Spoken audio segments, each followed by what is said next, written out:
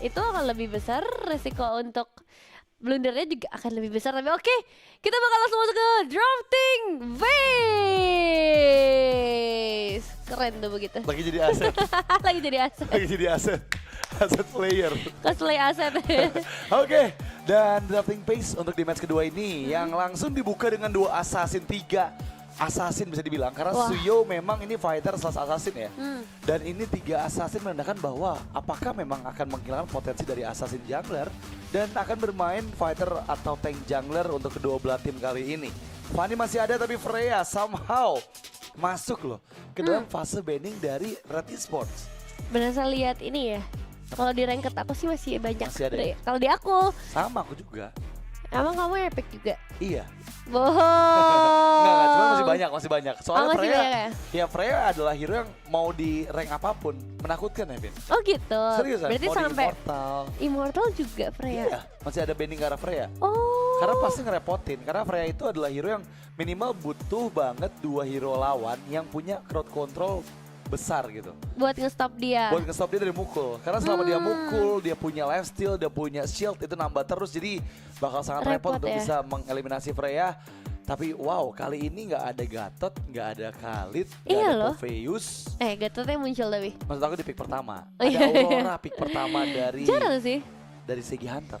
Jarang banget ya ngeliat Iya. Aurora tuh bener-bener langsung jadi pilihan utama. Entah ini karena emang udah aduh nyaman banget deh sama Aurora. Waduh. Gak mau pokoknya setia banget. Atau memang mereka udah punya plan nih.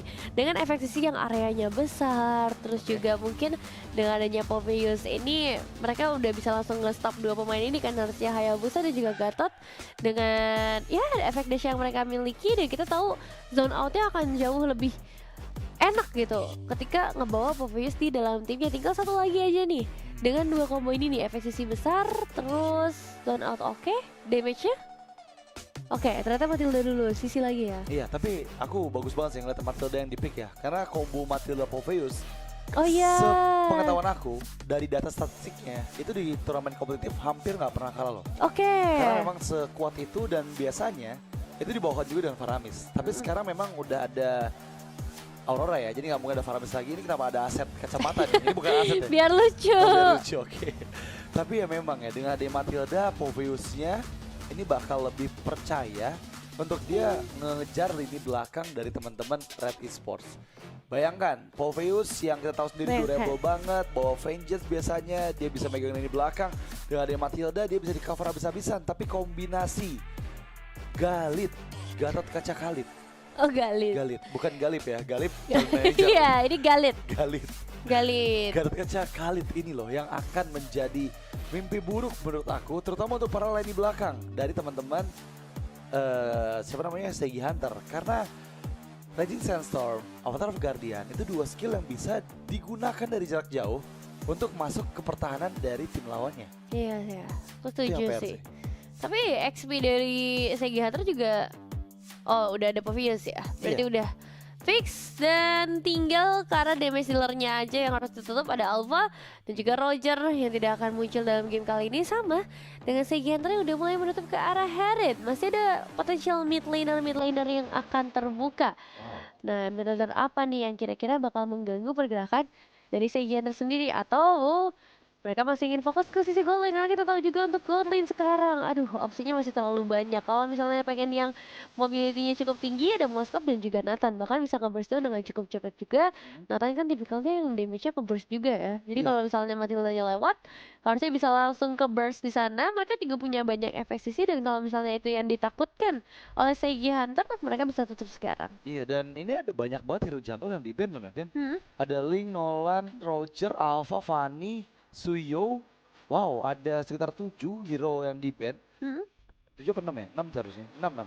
2, 3, 4, 5, 6. Iya benar, ada 6 hero jungle potensial yang dihilangkan dari kedua belah tim. Dan memang ya dengan ada Hayabusa udah pasti Hayabusa sebagai jungle. Nathan bisa jungle, Roger bisa jungle. Kalau Nathan susah nggak sih sekarang? Nggak bisa ya. Potensial. Potensial memang, cuma agak susah ya. Dan Roger juga. Iya, iya. Ini nih yang memang menjadi antisipasi karena ya Roger Matilda juga cukup merepotkan. Tapi dengan banyaknya hero assassin yang dihilangkan, apakah memang memaksakan untuk tank jungler dibawakan oleh teman-teman dari Segi Hunter. Kali ini kita masuk ke pick keempat dari anak-anak Red Esports. Mereka masih kekurangan mid dan itu dia Vexana jawabannya lagi-lagi ya. 3 hero ini bagus banget. Kombinasi efek CC yang akan sulit diterima oleh teman-teman dari Segi Hunter. Gatot, Khalid, Vexana semuanya punya minimal 1,5 detik efek CC yang bisa digunakan. Tapi ternyata ada Barat Jungle ini nih yang aku nantikan ya. Barat sama udah combo. Barat jungle ya, aku udah lumayan lama juga. Bahkan kalaupun muncul Barat, sekarang-sekarang ini munculnya di sisi XP lane gitu. Tapi sekarang dengan dia muncul di arah jungler ditemani dengan sosok Bruno juga, output damage-nya akan sangat mengandalkan ke arah Bruno sepertinya. Karena menurutku juga Aurora ini kan tipikal yang lebih ke arah utility ya. Damage ada memang, tapi utility itu lebih diprioritaskan lah kalau kita ngomongin ke arah Aurora. Dan Baratnya berarti harus berusaha lebih keras karena lawannya adalah Hayabusa. Bisa ada invasi jungle yang dilakukan sedari awal, sedari early game nanti dari Red Esports. Dan kita juga bahkan belum bisa ngeliat nih sisi gold lane-nya akan ke arah mana. Kalau gold lane-nya gold lane early juga, mereka bisa cepet sih harusnya. Iya, memang ini kalau carry yang di pick itu bagus ya. Tapi ternyata nggak mau main carry, dia mau mainin banyak dimensi. Ini lagi-lagi yang aku bahas masalah dimensi peperangan. Karena ada strategi yang bisa kuat banget jika bermain 5 atau ada juga strategi yang bisa kuat banget jika mereka memainkan makro dari tim lawannya. Dan juga dengan Moskov ini udah lengkap nih dari teman-temannya Red Esports ya.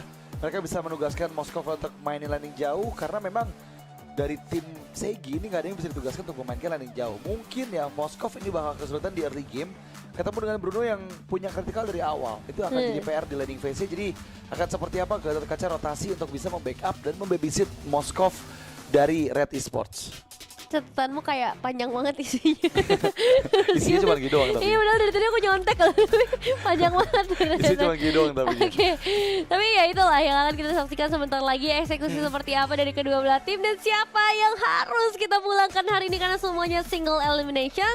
Best Open Series, jangan nangis dulu. Sedih banget soalnya ada lagi tim yang pulang. Dan siapa nih Bang Nevin nih? Apakah Segi Hunter atau Red Esports? So, menurut kalian siapa kira-kira yang akan dipulangkan dan siapa yang akan lanjut ke babak 8 besar?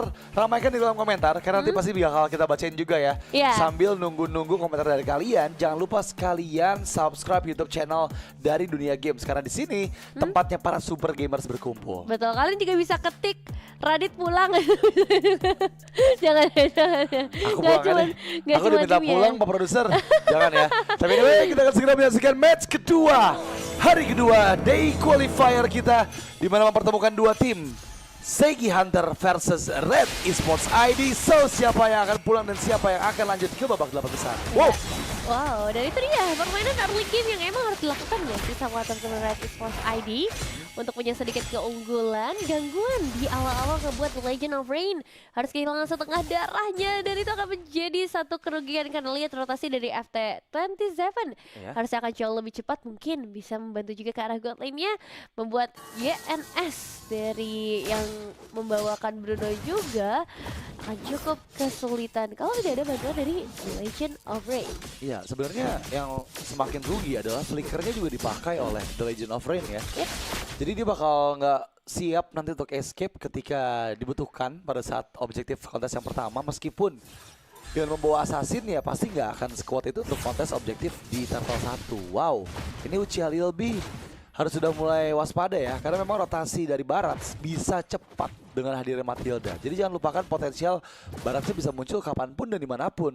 Gak menutup kemungkinan di bagian bawah bisa terus-terusan diinvasi juga oleh Lexi dengan Baratnya. Betul, jadi meskipun fighter nggak boleh di underestimate. Bahkan secara leveling tadi Lexi sempat mendapatkan level 4 terlebih dahulu meskipun hanya berbeda beberapa detik saja. Tapi ini membuktikan dari Everton tidak bisa santai-santai, tetap harus memberikan pressure dan sekarang itu yang akan diberikan pada seorang Lexi. Cinta juga sudah mulai sedikit terhambat dan Shadow Kill sudah mulai dibuka juga, tapi Chips harus ngebuka flickernya untuk menyelamatkan diri. Dante Berg bersama FT27 baru saja hadir, tapi kayaknya nggak boleh dipaksa lagi sih. Ini Turtle juga baru hadir di 2 menit yang pertama dan dengan kondisi kedua belah jungler yang udah babak belur, mereka harus menunggu lebih lama juga. Setidaknya Retribution masih ada nih dari Avernus Zitz. Dan sebenarnya Red Esports juga punya potensi untuk memegang Turtle yang pertama karena kali ini dengan setup dari Dante, memudahkan juga untuk Red Esports bermain di area rivernya. Chipsa ada memantau di bagian jungle. Dan jangan lupakan potensi dari Raging Sandstorm juga bisa digunakan kapanpun. Belum available keberadaan dari Lexi, tapi kali ini sudah mulai menuju ke bagian river, masih belum tepat timingnya ya. Semua soal waktu, dan pastinya sekarang waktunya masih belum berpihak ke arah Segi Hunter. Betul, dan melihat cara automation di awal-awal ini, Povius yang udah cukup strong juga pastinya mencoba memberikan damage sampai sekarang. Dante terlebih dahulu yang akan mendapatkan pada eliminasi, tapi efek Frozen dia masuk di timing untuk Pak Dante. Harus terhambat dan bahkan Dante yang harus pulang menjadi first blood mangsa pertama di match kita. Jujur tadi aku kira bakal ada pick off-nya dipegang oleh Dante ya. Iya. Tapi ternyata Purify memang menjadi salah satu faktor penentu juga untuk INS bisa escape. Memang terlalu dalam dan terlalu ambisius tadi dari Dante-nya untuk bisa mengeliminasi sang gold laner, membuat dirinya terpick off balik. Tapi gak jadi masalah ya, karena dia hanyalah seorang roamer yang ya setidaknya banyaknya spell yang dibuka oleh Segi Hunter itu membuahkan keuntungan juga gitu teman-teman dari Red Esports. Di bagian atas terlihat Reality juga sulit nih untuk bisa escape dari Raging Sandstorm yang dibuka dan juga Cold Shadow yang connect. Masih menahan damage dengan Infernal Pursuit tapi malah ada pick off kah yang coba dilakukan, dan itu dia pick off dari Avernus Zits. Memang hampir aja Chipsa juga dieliminasi, tapi untungnya masih ada Quick Sand Guard. Iya, karena ini Khalid gitu loh. Bukan tipikal hero yang bisa ditumbangkan semudah itu. Dan let's see, dengan satu buah lompatan dan partner Jordan yang udah mulai masuk juga. Dua pemain akan coba untuk dihentikan. Tapi damage dari Uchiha Lipli sebenarnya belum terlalu besar juga. Chip muncul dari arah yang berbeda juga. Lexi kali ini harus mengundurkan diri terlebih dahulu dari area pertempuran. Dan merelakan altar turret bagian bawah juga. Ketinggalan goldnya akan jatuh ke tangan seorang Uchiha. Wow, ini nih turtle kedua 12 detik lagi akan hadir. Ball lane dituju, terkena efek taunt, Purify kembali menjadi penyelamat bagi INS, menghindar dari jangkauan Eternal's Guard. Timing yang tepat memang dengan adanya Flying Tackle yang dikeluarkan ya, tapi jangan lupa ini masih ada potensi pick off kembali. Karena Chipsa juga udah mulai bayang-bayangin di bagian bush bawah nih. Memang terdeteksi, tapi apakah mau coba dipaksakan? Karena ya outer turret memang ada terlihat juga. Dan Hardin ternyata yang coba untuk ditangkap, menghindar dengan Raging Sandstorm, dan itu menjauh dari Terrace Welcome loh. Jadi bisa menghindari adanya ultimate yang sangat berguna untuk Segi Hunter pada saat kontes turtle yang kedua. Dibayang-bayang kembali dengan adanya beberapa Pokemon damage yang masuk, tapi ternyata untungnya masih bisa escape, dikejar di bagian belakang Reality. Infernal Pursuit yang dibuka, dan itu dia Shadow Q untuk menghindar, turtle secure, dan bahkan akhirnya Walasit Aversits masih bisa diselamatkan. Tapi lihat Chipsa yang ditumbangkan. Oke, tapi Dante apakah kali ini bakal selamat? Tapi memang belum ada output damage tambahan yang bisa diantarkan kecuali Reality ingin memaksa, dan pada akhirnya mundur adalah satu keputusan yang bijak. Cuman kalau melihat lagi dari point yang baru saja terjadi, keuntungan Hayabusa sekarang ketika bisa ngebuka Shadow Kill bersama dengan Retribution membuat tim bisa ngedapetin objektif yang oke banget. Turtle berhasil diamankan, dan ya mekanik skill yang gak main-main juga ya dari Avernus Zits, karena hanya menyisakan darah yang bahkan udah gak terlihat lagi sih untuk XP Bar. Ada surprise langsung dari Reality